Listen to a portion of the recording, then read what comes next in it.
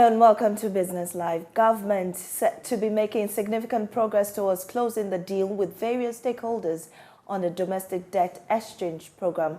This is what Joy Business is picking up from the various engagements that has transpired. Ghana received $696 million from oil receipts in second half of 2022. The Ghana Revenue Authority's tax assessment comes under scrutiny as Tullow Oil questions over $300 million charge on its 2023 operations after a similar concern by telecommunication company MTN. These and many more coming right up. We'll be right back. I'm Maame Esi Thompson.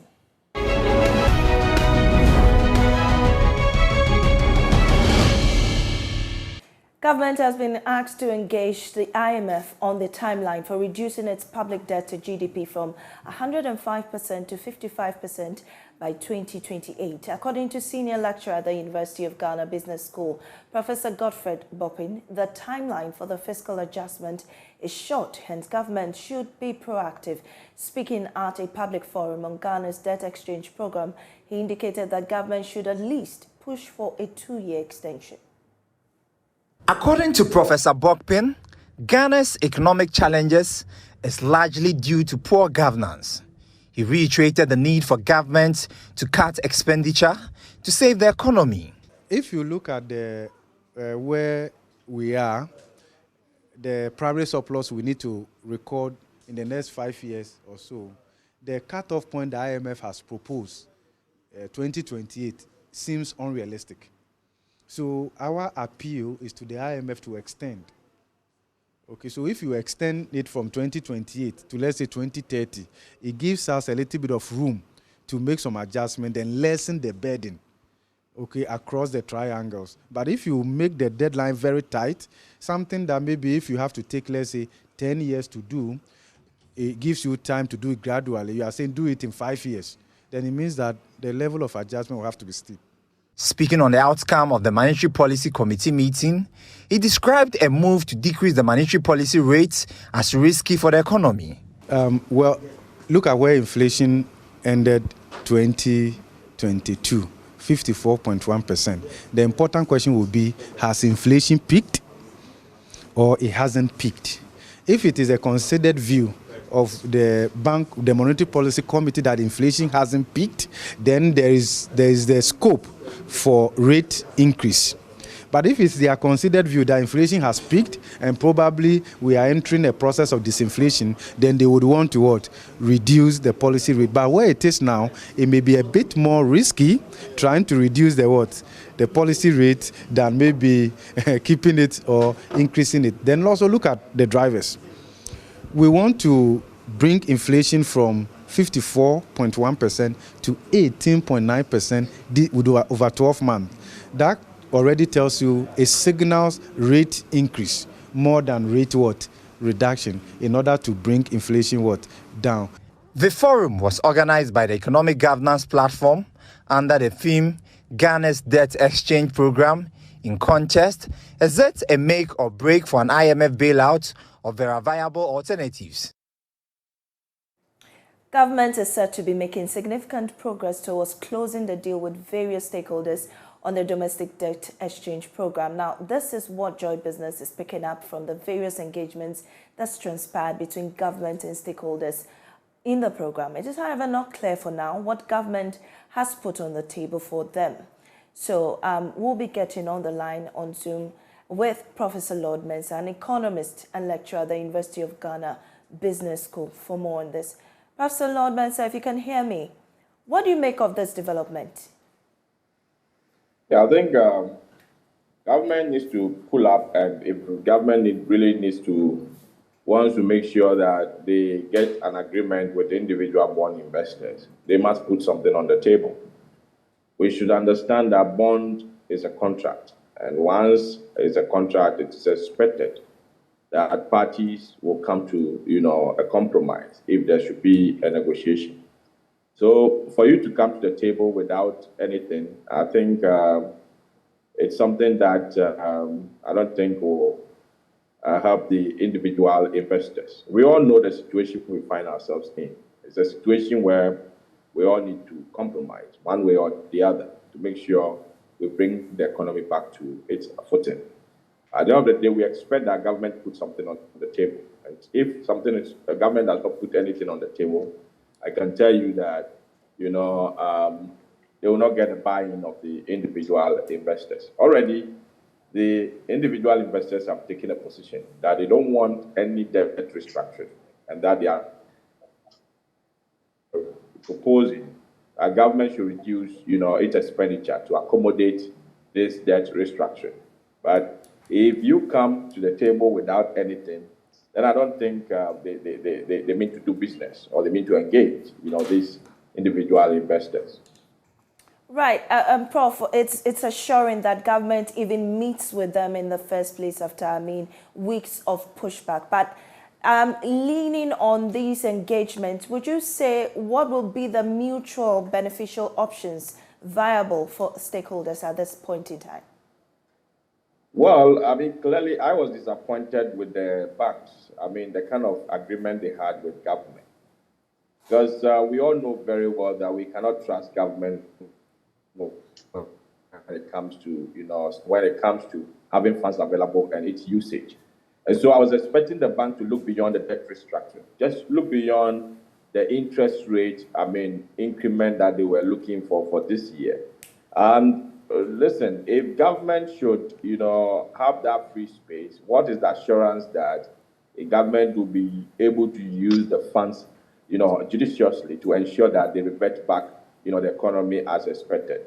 So effectively, I was expecting the bank to demand something from the government, certain levels of assurance to ensure that, whatever proceeds or whatever benefits that we get from this debt exchange, it will be used, judiciously. So going to the, individual investors, I believe that they should go beyond what they are looking for. Already they have taken a position that they're not going to accept anything, beyond the, debt exchange. And the government must place something on the table, certain levels of assurance when it comes to the usage of the proceeds from this debt exchange. This debt exchange will allow government to have some levels of interest payments that is supposed to do free money, for them. And as a result of that, we expect this free monies to be used to revert or invested in areas that will bring back the economy. So if we don't demand anything of that sort, and we think about just the interest rate reduction and possibly interest rate increase, we'll end up, having this debt restructuring. But then in the end, after the debt restructuring, how to turn around the economy will become a problem. And that will further, exacerbate our problem. So for me, we should look beyond the debt restructuring and demand something from the government. And one of them will be to make sure that the government cuts its expenditure. Which is what it's part of the request that the individual bondholders is making to government. But anyway, it's barely 5 days to the deadline. What will be the impact on accessing a deal with the IMF within this short space of time? Of course, we should understand that the delay in the debt exchange will obviously cause a delay in the IMF engagement, and possibly to have a board level agreement, it will prolong. So government should do its best to put something on the table. All right. And before you go, what would this mean for investor confidence if government should give something viable to individual bondholders? Yeah, the investor confidence has already been shot. You could see the demand for treasury bills swelling. Most people don't want to see anything beyond 1 year. So effectively, the confidence has been shot. So the only way government can win the confidence of investors is to place something substantial on the table, ensuring that at least, the investor who is shocked, to receive that 0% interest rate will no more receive that 0% interest rate. And as a result of that, something that will be closer to their, expectations. And that should, bring the entire agreement into a convergent point. All right. We're grateful for your time, Professor Lord Mensah, an economist with the University of Ghana. Now, the Ghana Revenue Authority's tax assessment of multinational companies operating in the country is coming under serious scrutiny. This was after oil production and exploration company Tullow challenged over $300 million tax charge on their operations for this year. George Riafi has more. Oil, in its January trading statement and operational update to its investors, described the assessment done by the Ghana Revenue Authority for its 2023 operations as lacking merit and is therefore pushing for an engagement with government and the Revenue Authority to review this tax charge. The oil exploration and production giant is also raising serious questions about a similar one that was done for last year, even after that assessment had been reviewed. But for some, this development can be described as interesting, coming after a similar 8 billion Ghana cedis tax charge on MTN, which the telecoms giant is also contesting. Joy Business is aware of another multinational that is disputing the tax authority's verdict on its tax obligations for its operations for last year. But the Ghana Revenue Authority is insisting that it stands by its work done on all these firms operating in the country. But is this the question of these multinationals don't want to honor their full tax obligations to the state based on their operations in the country, or the Ghana Revenue Authority is trying to find some innovative means to meet their tax revenue target for this year? Or maybe government just need more money to manage the economy in these challenging times. A Deputy Minister for Finance, Dr. John Kumah, has called on the customs divisions of the Ghana Revenue Authority to prioritize the use of modern technology and information sharing as another channel in boosting revenue collection and security at the country's borders. Dr. Kumah was speaking at this year's World Customs Organization Day celebration in Accra. Another theme, nurturing the next generation, promoting a culture of knowledge sharing and professional pride in customs.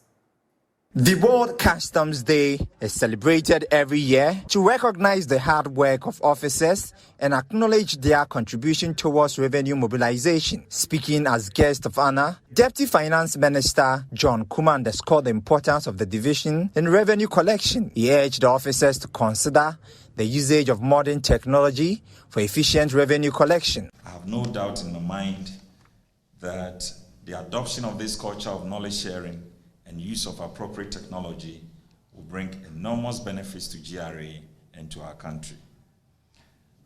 The Ministry of Finance pays particular attention to revenue administration.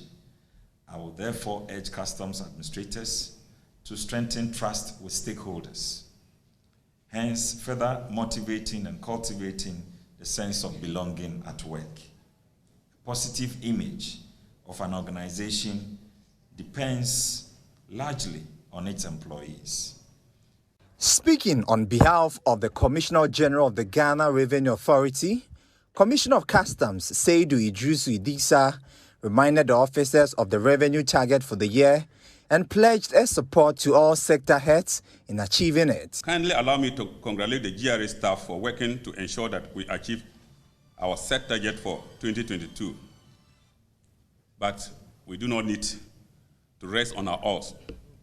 As we begin the year 2023, let us remind ourselves that we have been given a set target to collect 105.998 billion Ghana cedis. That's almost 106 billion. Let us therefore put our shoulders onto the wheel and work hard more determined than ever to enable us to achieve the 2023 revenue target. I know with our team spirit and fortitude, we will again achieve our target for 2023. Deputy Commissioner of Operations at the GRA, Yao Anane Asari, highlighted the importance of the theme to Joy Business. So the theme this year is for us to nurture the young custom officers so that when we phase out, they would come to replace us to keep the organization perpetuating.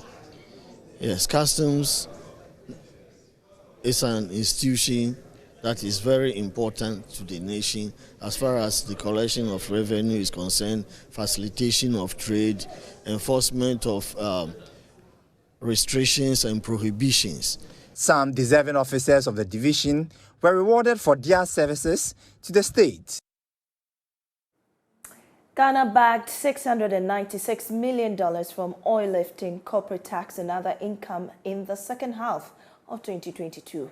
The Ghana Petroleum Fund's report has disclosed about $492 million was secured from oil lifting between July and December 2022. The following report gives more details. All 5 liftings took place with the 66th Jubilee recording the highest amount of $119.83 million. Also, $202.5 million was received by the state as corporate tax between July 2022 and December 2022. The corporate tax were paid by Tullow Oil, Cosmos and Petro SA. Interest income accrued from the Petroleum Holding Fund was, however, estimated at $2 million. According to the data, $191.48 million was allocated as investments. So far, $1.06 billion has been accrued as petroleum investments as of December 31, 2022. They comprise of the Ghana Stabilization Fund and the Ghana Heritage Fund. For the Ghana Stabilization Fund, the estimated amount was $143.6 million. $363.76 million has so far been withdrawn since Ghana began producing oil in 2011. The Ghana Heritage Fund is, however, made up of $918.2 million as of December 2022. Energy Minister Dr. Matthew Opoku-Prempeh has lashed out at developed countries for coercively asking African countries to embark on energy transition, describing it as unfair. According to him, there is the need for developing countries to explore its natural resources and benefit from it to support economic growth. Speaking at the First University of Ghana 75th Anniversary Public Lecture, he however said the developed world have failed to fulfill their promises in line with the energy transition plan. Ghana's position, we also don't lose sight, and our position makes it imperative for us to be also the chief advocates of energy transition in Africa and beyond. We believe Ghana and that Africa should transition to cleaner forms of energy. However, we believe that we should use our God-endowed gifts to undertake this transition. Why? Simply because since the Paris Climate Conference in 2015, every promise that was made to the developing world to be able to participate in this transition has been delivered in its negative. What was promised, technology, has never been delivered, and what was promised, the finance to make us transition, has never been developed. But we don't still think that we should not participate. In fact, we should be good advocates of energy transition in Ghana and in Africa. But since we don't have the money and the technology, we should rely on what God has given us and given us in abundance to enable us transit. In the last 10 years, almost all important oil finds have been found in Africa, or gas finds have been found in Africa. Africa's oil and gas industry, it's not even more than 50 years maximum. So to be told all of a sudden, one hot afternoon, that you have to leave those assets in the ground because we are transitioning, we in Africa feel that it is a bit unfair. We contribute less than 4% of the global greenhouse gas emissions. In fact, if we add all the confirmed gas finds in Africa, confirmed resource of gas in Africa, and we decide to burn all of it, we will still not even achieve a 4% global greenhouse gas emissions. Now, joining us on this is energy strategist Dr. Yusuf Suleimana to discuss this. Doc, are African countries being coerced by developed countries to embark on energy transition, as has been stated by the energy minister? Yeah, thank you very much, and good afternoon or good evening to you and your cherished viewers in Ghana and across the globe. It's indeed, that has been the trumpet of that has been what is brought up by most African countries, that Africa is being coerced, or Africa is being forced to transition I mean, we want to transition on our own pace without being forced. We need a just transition. That's a fact, and that's what we all need. But I want to say that, I mean, nobody can force us to transition, or nobody will put a gun on our head to do energy transition. However, that can be done indirectly, unless African countries strategize, to take advantage of what they have, like he's saying, and also to strategize to minimize their reliance on the West. Other than that, we can be forced to transition. If you look at the transition from, fossil fuel or hydrocarbon to the green energy, it has to be gradual. It will come naturally.